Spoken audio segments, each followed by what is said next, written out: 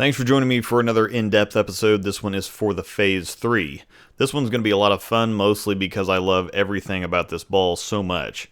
I've been bugging Chad McLean, Storm's technical director, to put R3S Hybrid on really anything for the last year plus.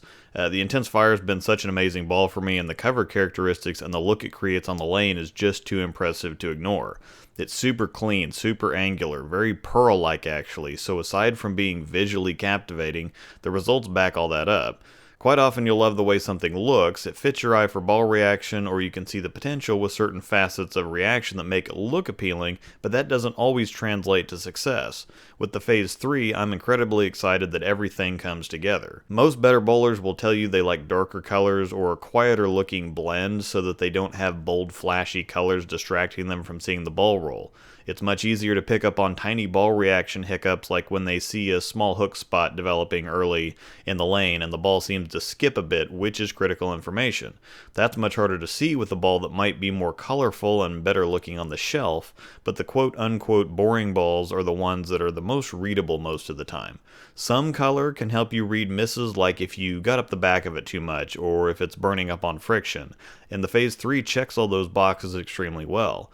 It's an incredibly attractive ball. The vibrant but not flashy colors give it a different look than anything else out there, so it will stand out on the shelf, but the blend and combination is so nice that you get readable feedback without being distracted.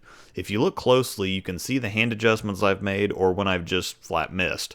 From straighter, I'm much more up the back of it, and you can read by the color swirling up front what the ball is going to do down lane. And as I get deeper and more around the ball, there's a few that I missed and got too far behind, which resulted in the obvious reaction down lane of a flat or wrap 10, but I can instantly see what I did wrong by the color swirling if I didn't quite feel what I did at release.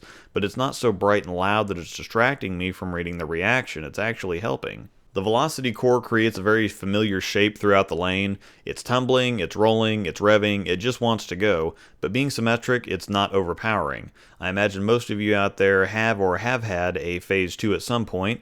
It's one of the best the company has ever made, period. They're on TV all the time. It's actually odd to see Chris Prather using anything else. It's a staple or a must-have ball in every single pro staffer's bag, and for anyone who bowls tournaments, I can't imagine not having one. That just seems to me like giving money away.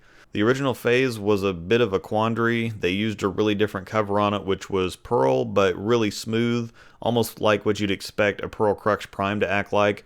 I had two myself and just made a deal for a third one. I really liked it, but it wasn't what people think when they think pearl. It was an effective reaction that just wasn't an impressive one from an optics standpoint, and it just didn't look like a traditional reaction, so the reception was mixed.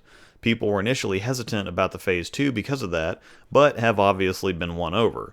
The combination of the clean and quick R3S hybrid cover with this windy continuous core creates that wow factor and instant recognition of the look and shape that people always visualize when they're thinking pearl. They want skid, they want snap, they want power, and the Phaze 3 brings all of that. Naturally, the other side of the coin with a super responsive ball is that it's going to flat move, and when friction shows up, you're going to know about it. It's not going to give you as much warning as other balls will naturally, so while more experienced bowlers will understand that it needs a little bit more aggressive move schedule, less experienced bowlers who don't make moves until the ball jumps or forces them to might get some surprises because of how sharply this ball responds to friction.